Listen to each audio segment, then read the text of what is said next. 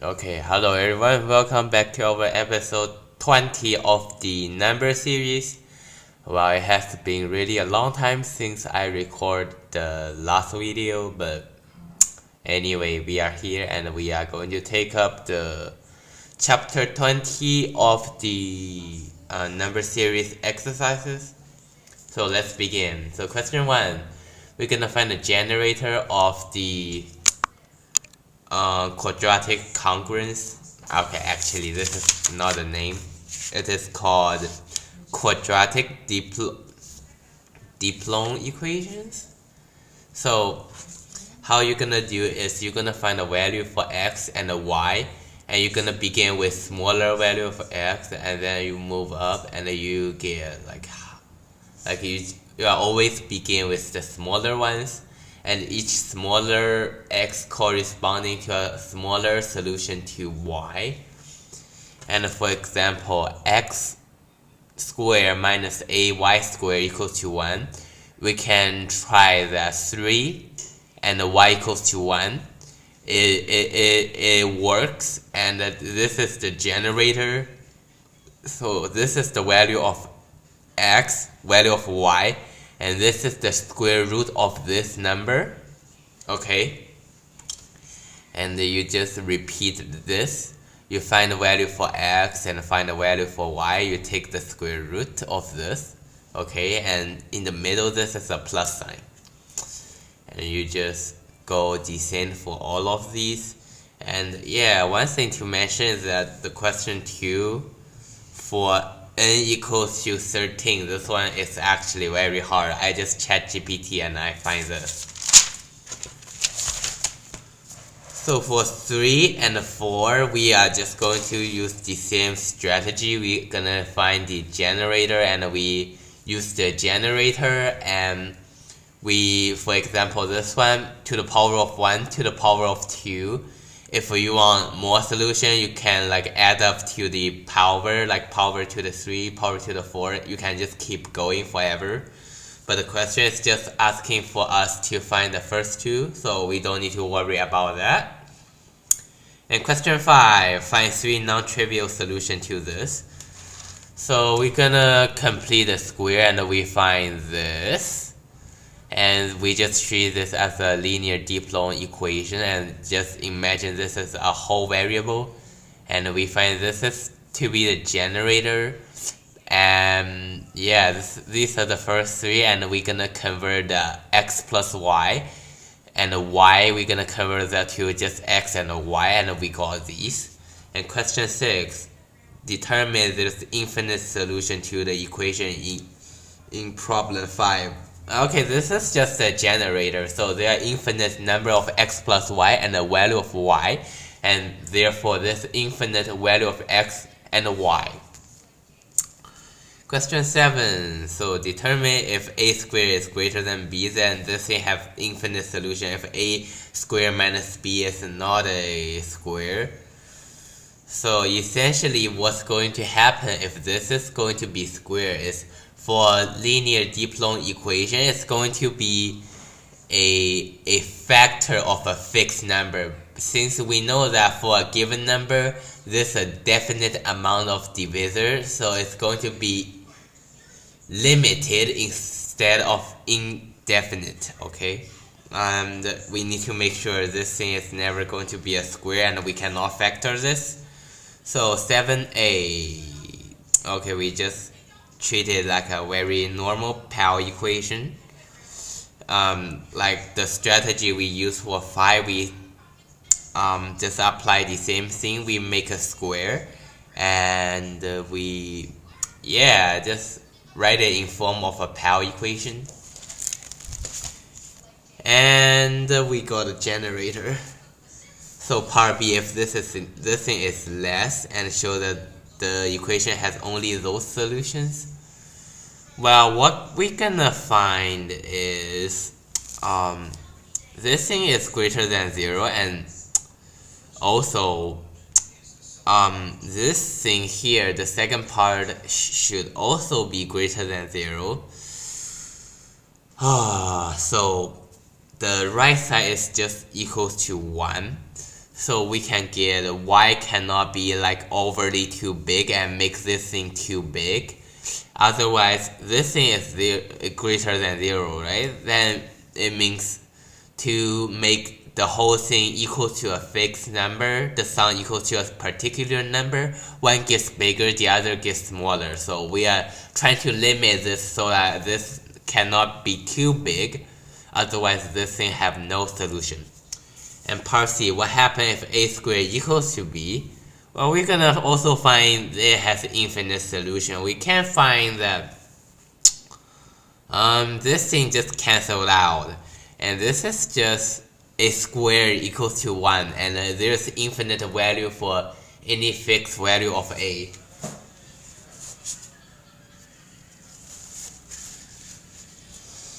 Okay, sorry for that. And the question 8. We're gonna find our old friend here, our triangular numbers.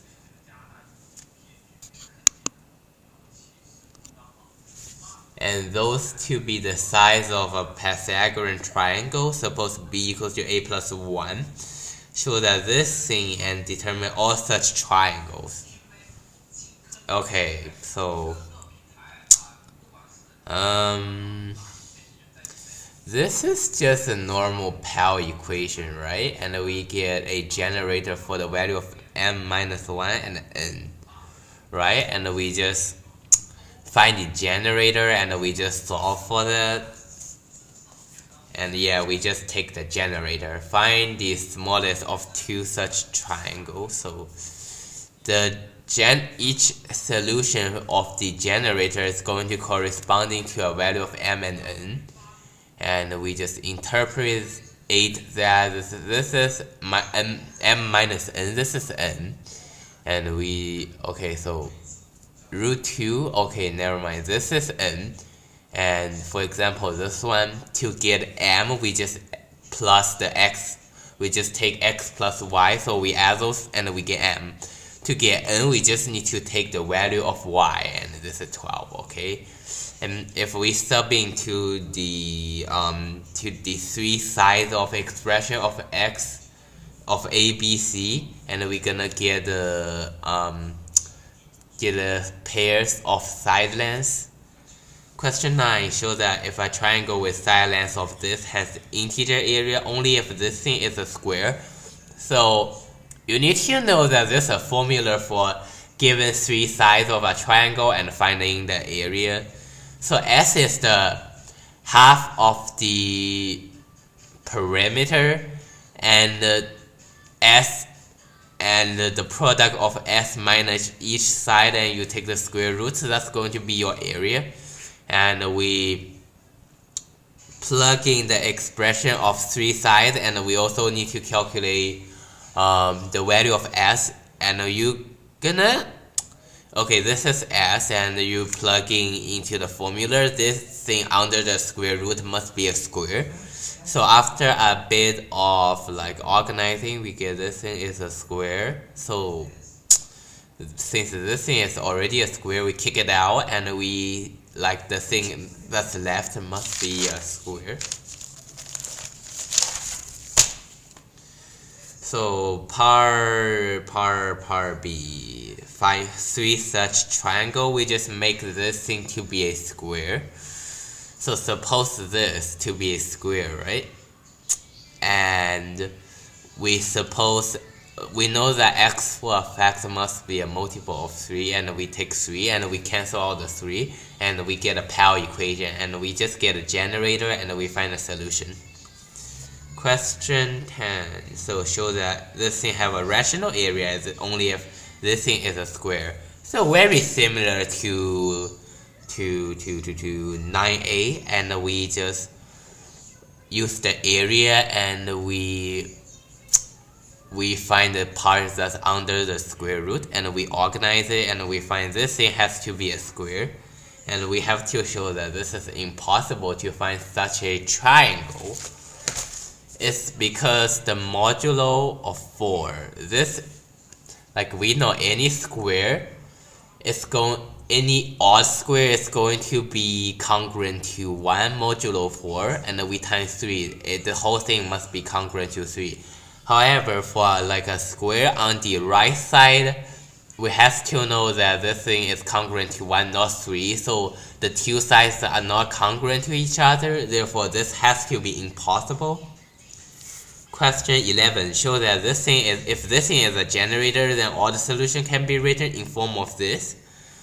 Well, this thing is just very annoying. You just do a induction, and this thing is very annoying. You first have to get a, like, the base is not very easy, I say, and you have to go through all this. Like, it's kind of doable, but I don't really like it, because you just use the recursive relationship and you use this formula here, you plug it in, and you should be getting the k plus 1. And this is just the process. Like, I don't like to read and proof of induction. It's kind of just telling you it's true. It's really hard to prove that directly why it works. It's just like kind of a pattern and going to keep carry on from one to another one, and you kind of just have to accept it if someone just prove the conclusion using the induction. It's very annoying. And show that if this thing is a generator, then what? Then this thing has to be between 0 and 1. So this thing, we just factor this, so we get a big factor, a small factor. So we know that the big factor, it can, this big factor is probably ends up to be greater than 1, then the other half have to be less than 1 to balance it out and produce a 1 over here. Well, if this is greater than, no, this is less than 1, then this one is also less than 1, then the a decimal between 0 and 1 times another such a number is just going to make the whole thing even smaller, which means this thing is going to be less than 1, which is not true. The only explanation for this is a 1 greater than 1 and a 1 less than 1, okay? And obviously this one is greater, this one is smaller. It's not too difficult to figure out which one is which is, and it should be very intuitive to see why this is true. But if you want a very strict, rigid proof, here it is. And I don't want to go through this, it's just like boring. So with the notation using in problem 11 and 12, what happens to this as k gets larger and larger? Okay, so earlier in this part, we can figure out that this thing here is less than 1, right? It's like 0 point blah blah blah blah blah. And as the k grows bigger and bigger, we know that this thing is going to approaching 0, and we just don't care about this part. So those two is going to be closer and closer to this, and we take this over this, and it's just going to be equal to 1. And we can cancel out the 2, and since n is a fixed number, we just take it to the other side of the equation, and we get xk over yk, and the k goes to infinity, this thing approaching square root of n. Okay, so question 14, so we need to prove this. This one, you are actually not going to use the proof of induction, sorry, like proof of induction fans.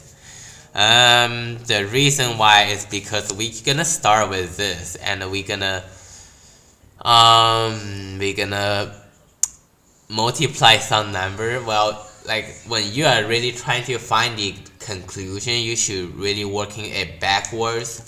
you're gonna work from here and all the way down to the form of this. And because I am writing a proof, I have to start from here to how I get a conclusion. You see what I mean? I have to flip it. I'm sorry, but like if you want to write a proof, you have to do this way, like how you find a conclusion, not like you think backwards. That's how you think, but not how you write a proof.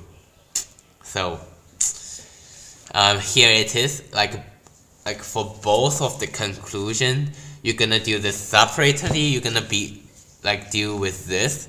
After you get this, you multiply this thing by both sides, and you do a little shuffling, and you add some terms and reorganize it, and using the default recursive relationship, and you get like the upper power of xk and yk, and reorganize it again. You should be getting the conclusion. Well, this is the work. I kind of forget what did I do here, because it has been a long time since I recorded the last video. Because when I do the video, I will make sure that I already finish all the problems like before. But since I was kind of sick after I finished it, I have to like postpone the recording of the video by a few days, and during those days I cannot really remember what did I do before. So yeah, I'm sorry guys, I couldn't explain what I did myself. It's kind of sad, but here it is. Just I hope like you should be very good at this, and you should probably be better than me. I believe you can figure this by yourself. Figure those mess out. I trust you guys. I have faith in you. Question 15. So find another sum of 3 consecutive square equals to sum of 2 consecutive integer. So this is the general form, and we're gonna get a quadratic relationship of b and a, and we try to make this a rational part. So this thing has to be a square, and this is a kind of Pell equation. So but what's special about this is 3 and this is not 1. It's kind of different, but the process is very similar. So first you find the version for equals to 1, and then you get the generator, and we just need to find a solution for this, and we just need to multiply the generator by this thing over here, like this, like a trivial solution for this. We just multiply this by the generator and we get this, and we can get every single solution by using this form, okay, and we can get infinite number of a. And that concludes our section today, and this should be the second last video, and I hope you guys enjoyed the series, and see you in the final one. Goodbye.